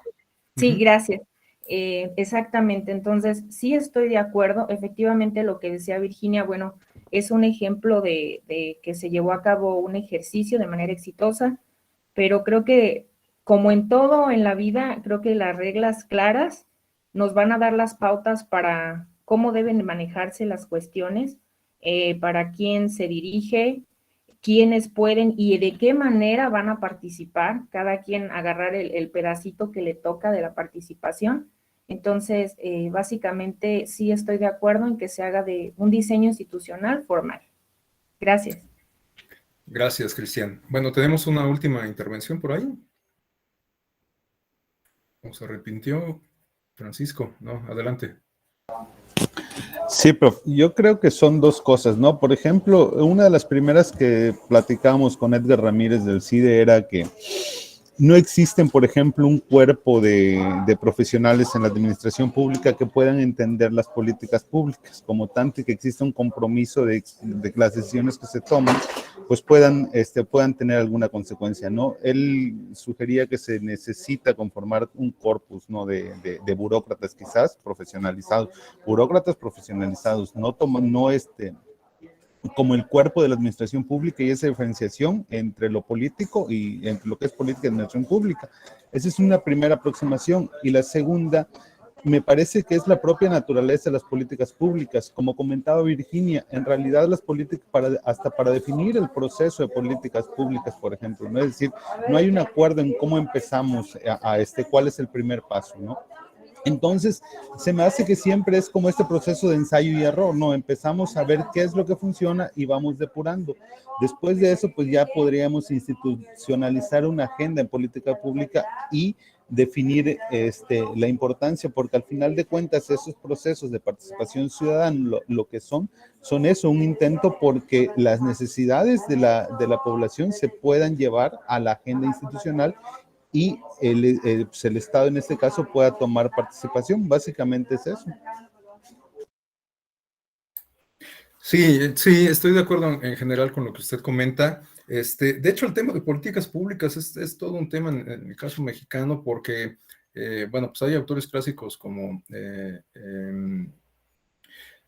Luis Aguilar sobre el tema de políticas públicas y muchos de los planteamientos que él planteó hace más de 30 años, pues todavía no han sido asimilados por los encargados de ejecutar las políticas públicas, ¿no? Entonces, creo que sí hay ahí como un déficit también, digo, en nuestra pobre democracia mexicana tiene déficit en todos lados, pero bueno, pues en la ejecución de políticas públicas también lo podemos advertir, pero pues justamente el mecanismo de presupuesto participativo puede contribuir a cubrir esos déficits o esos huecos, ¿no? Y de una manera sumamente positiva con el involucramiento de la ciudadanía. Entonces, bueno, muchas gracias por el aporte, Francisco. Bueno, pues vamos a continuar, ya nos está comiendo el tiempo, apenas vamos en la lámina 10 y tiene 37 la presentación. Entonces, bueno, esta lámina la voy a pasar un tanto rápido, simplemente recapitula varias de las cosas que ya hemos comentado sobre los aspectos positivos del presupuesto participativo, ¿no? Tenemos, primer término, que descentraliza el poder y la administración pública. Ya quedamos que el presupuesto participativo funciona mejor en el ámbito de la municipalidad y bueno, pues en ese ámbito la ciudadanía tiene la posibilidad de definir a qué se destina parte del presupuesto, de tal suerte que se descentraliza de alguna forma el poder y la administración pública, porque es una decisión que se toma en el ámbito de la municipalidad y no en el ámbito de la provincia, del gobierno estatal o del gobierno federal, ¿no? Por otro lado, tenemos el fortalecimiento del municipio como entidad política, por obvias razones, la socialización política que ya comentábamos, la integración social y comunitaria, la responsabilidad social y política que adquiere la ciudadanía al involucrarse en este tipo de mecanismos, la generación de mecanismos de accountability social, es decir, mecanismos de escrutinio del ejercicio del poder y en este caso del ejercicio del presupuesto y bueno, pues que también de alguna forma el presupuesto participativo contribuye a la formación ciudadana, ¿no? Puede ser vista como una consecuencia de la formación ciudadana y también como un aliciente de los propios procesos de formación ciudadana, ¿no? Bueno, a continuación tenemos una lámina que se refiere a los antecedentes históricos del presupuesto participativo. Les decía que la primera experiencia de la cual se tiene registro del presupuesto participativo la encontramos en Brasil en los años 80, en la etapa de transición hacia la democracia de aquel país sudamericano. Pero hay antecedentes más añejos que igual podemos ubicar en Brasil, en los años 70, en particular en estas provincias de Vitoria, Vila Bela y Uberlândia, ¿no? Estas primeras experiencias de presupuesto participativo, pues guardaban o podían incorporar o incorporaron algunos de los elementos que ya revisamos, algunas de estas condiciones, ¿no?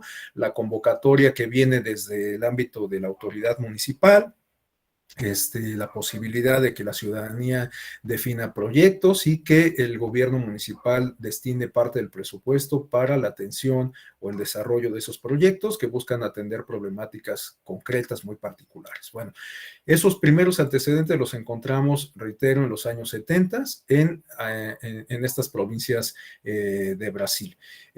Bueno, el apunte que tenemos a continuación de la lámina nos habla de que la legislación de la época respalda estos procesos democráticos participativos y el triunfo de dirigentes de la izquierda, del sindicalismo y militantes de movimientos urbanos como factores cruciales para su auge. De hecho, bueno, este antecedente es importante porque en los años 70 se advierte un crecimiento, una mayor presencia del Partido de los Trabajadores en Brasil, precisamente porque en los años 70 se reivindica en buena medida el derecho de los trabajadores, el derecho de la clase obrera, de la clase campesina, a la luz de la ideología comunista que circulaba alrededor del mundo y que llegó a pues conformar un bloque económico, ideológico, político en contraposición del otro bloque que era el capitalista, ¿no? Entonces, bueno, este dato es importante porque, reitero, se refiere a antecedentes del presupuesto participativo. Y bueno, ahora sí, en estos minutos que nos quedan, vamos a revisar la experiencia de Porto Alegre. Tenemos en esta lámina una línea del tiempo que nos permite identificar algunos aspectos importantes del contexto en el que surgió esta primera experiencia del presupuesto participativo.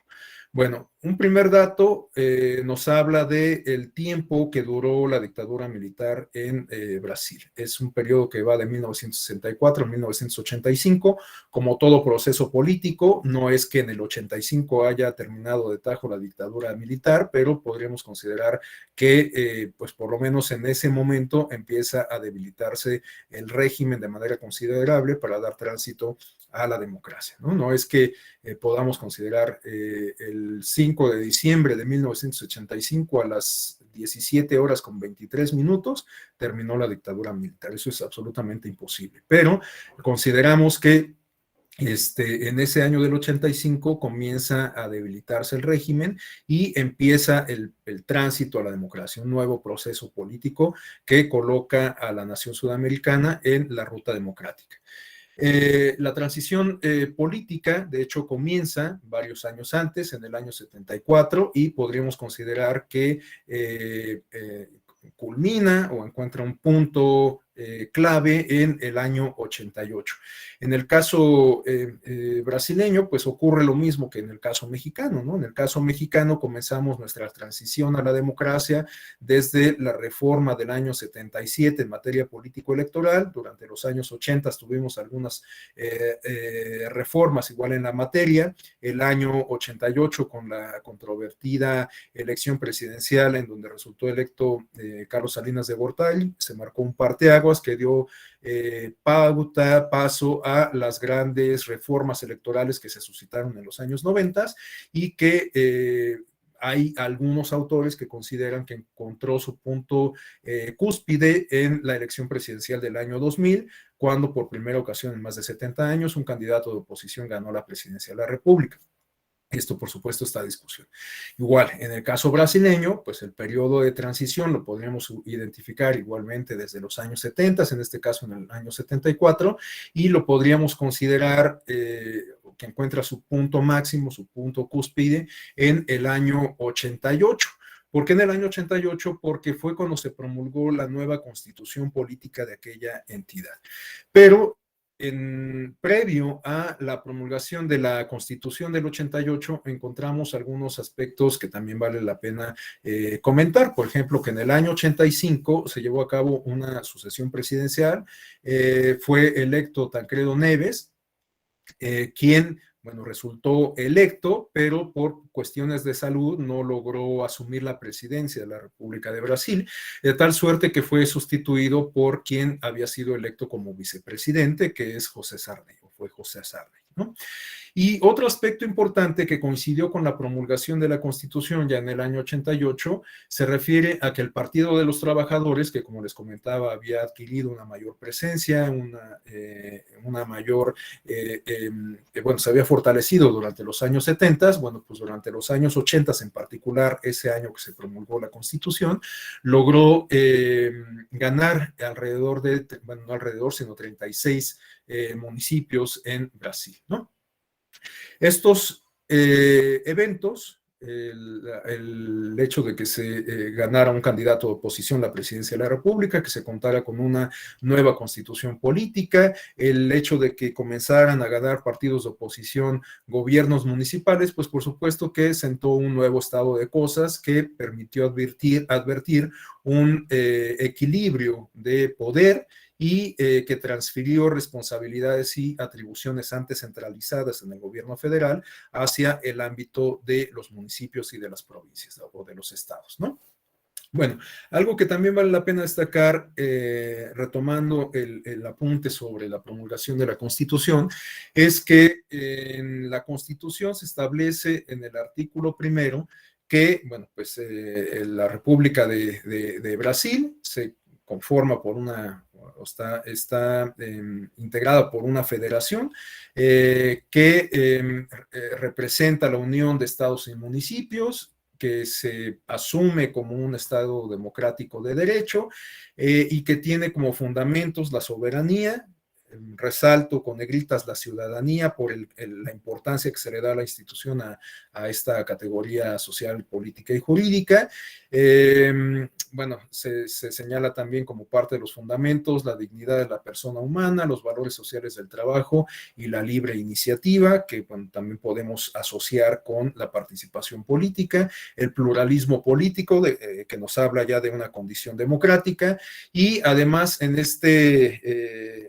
esta misma porción constitucional se señala un parágrafo único en donde se comenta que todo el poder emana del pueblo, quien lo ejerce por medio de representantes elegidos directamente en los términos de la Constitución. Entonces se establece esta democracia formal desde el artículo 1 de la Constitución. Y también se complementa todo esto señalando que la apertura a la participación se apoya también en el artículo 5, en el cual se establece el derecho de reunión y el derecho de petición a los poderes públicos. Es decir, que en el artículo 5 de la Constitución se establecen algunas prerrogativas o las prerrogativas que son inherentes a la condición jurídica y constitucional de ciudadano, de ciudadana.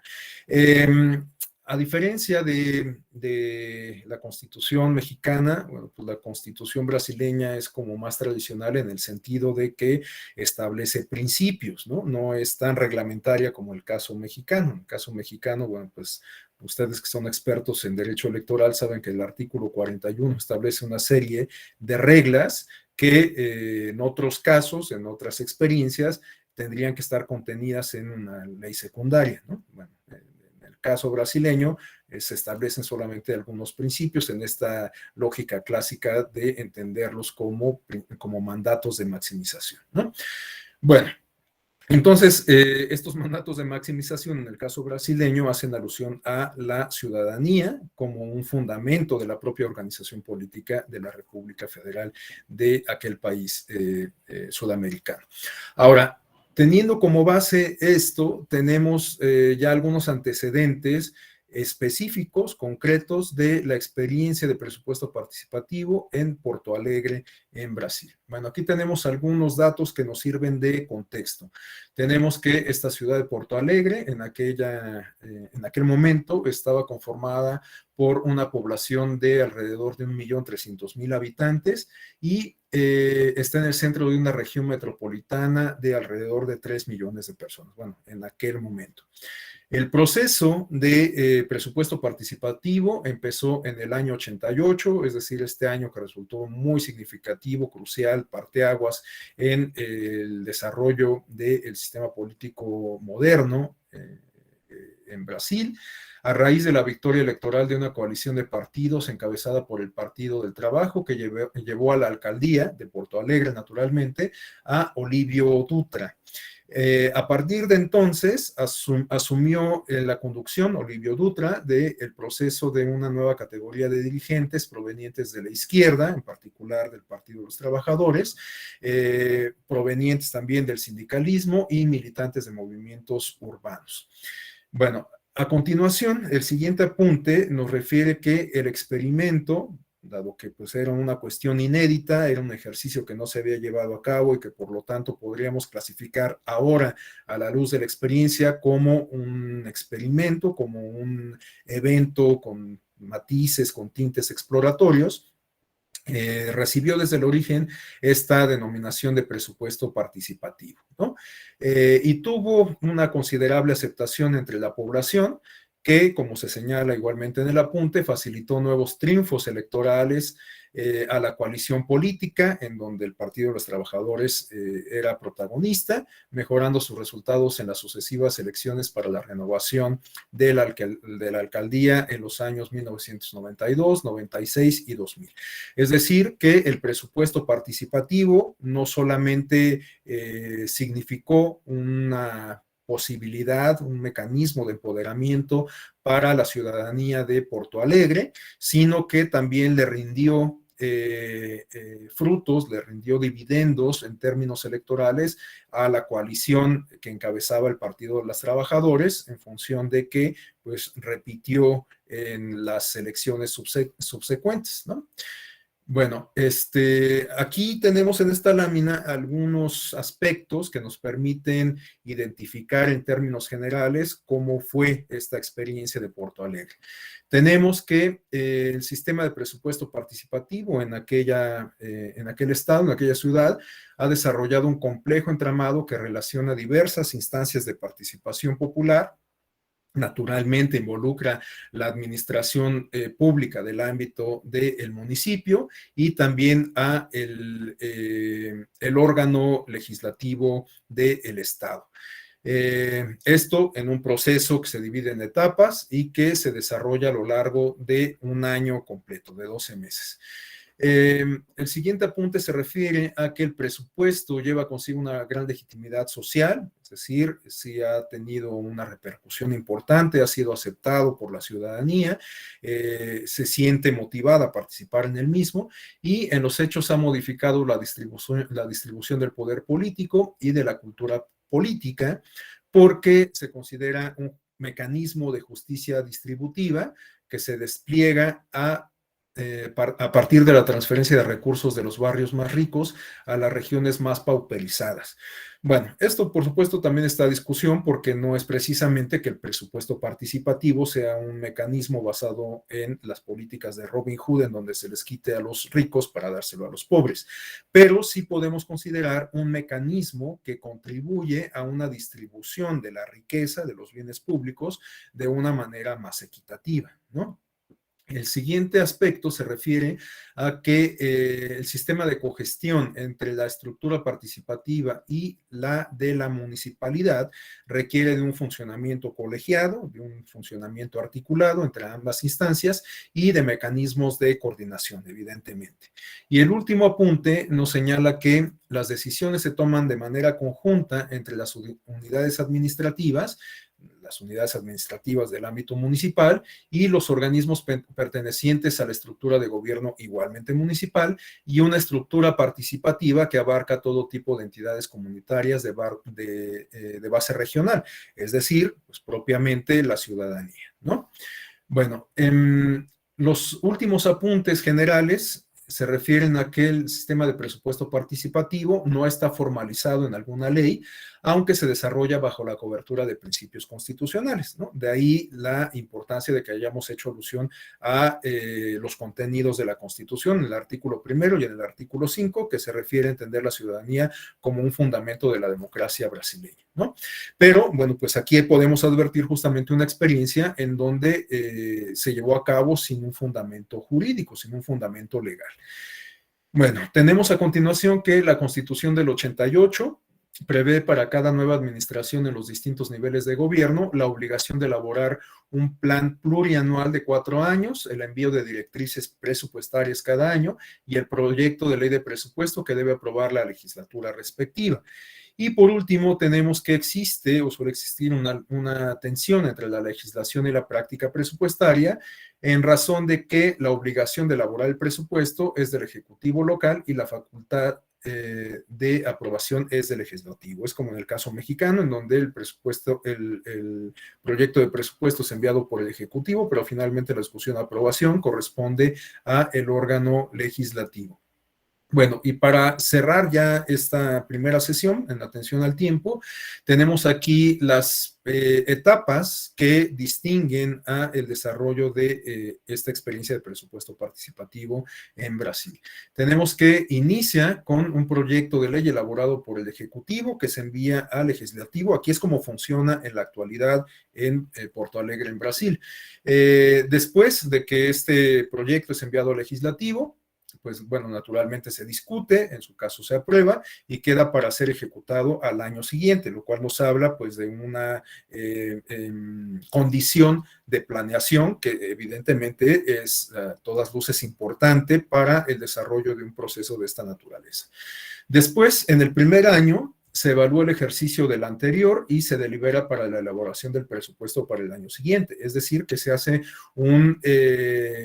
un desarrollo concomitante en donde, por un lado, se comienza a discutir, a planear, a planificar cómo va a ser el presupuesto para el siguiente ciclo de presupuesto participativo, pero mientras se hace todo esto, se acompaña se acompañan las actividades del ejercicio previo, ¿no?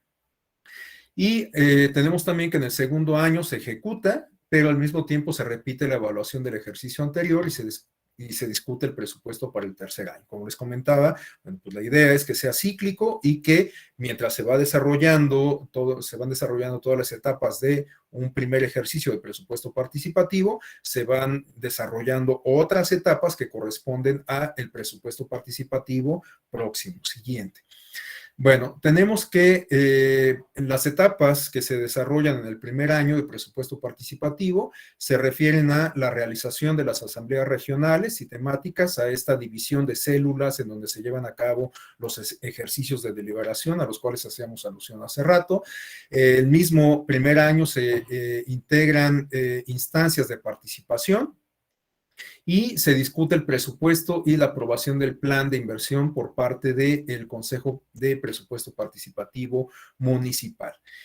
Y este mismo Consejo de Presupuesto Participativo aprueba los lineamientos de la Ley de Directrices Presupuestarias, el gobierno municipal lo presenta a la legislatura local y este lo aprueba en definitiva. Es decir, que el proyecto bueno, lo que se genera en el ámbito de la municipalidad tiene que pasar por la aprobación del legislativo del Estado.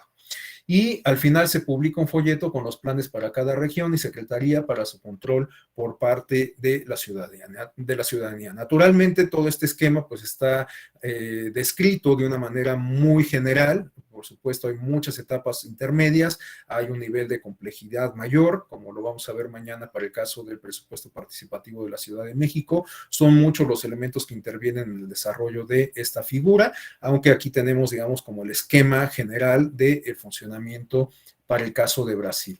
Y bueno, yo creo que en atención al tiempo dejaríamos hasta aquí la exposición. Mañana comenzaríamos comentando muy rápidamente algunas experiencias de otras latitudes y veremos el caso de el presupuesto participativo de la Ciudad de México. Para esto, pues me adelanto a solicitar a quienes se desarrollen profesionalmente en el Instituto Electoral de la Ciudad de México o hayan tenido alguna experiencia en emisiones del presupuesto participativo previo, pues a que complementen lo que yo pueda decir en atención a la experiencia propia, ¿no? Porque, bueno, pues muchos de los temas que explicamos en la Escuela Judicial Electoral los conocemos y tratamos de explicarlos en atención a lo que estudiamos, pero propiamente no es que tengamos una experiencia empírica en torno a los distintos temas que se desarrollan, ¿no? Entonces, bueno, pues hasta aquí dejaría la exposición.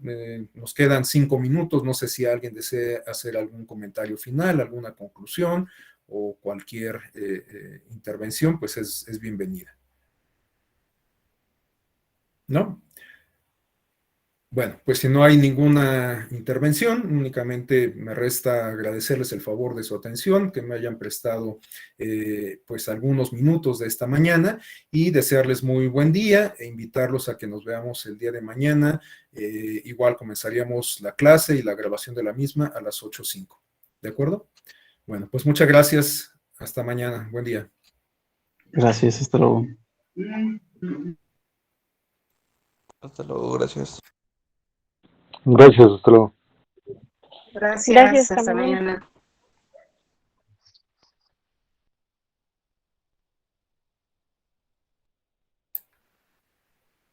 Hasta luego. Gracias, Moni. Bye.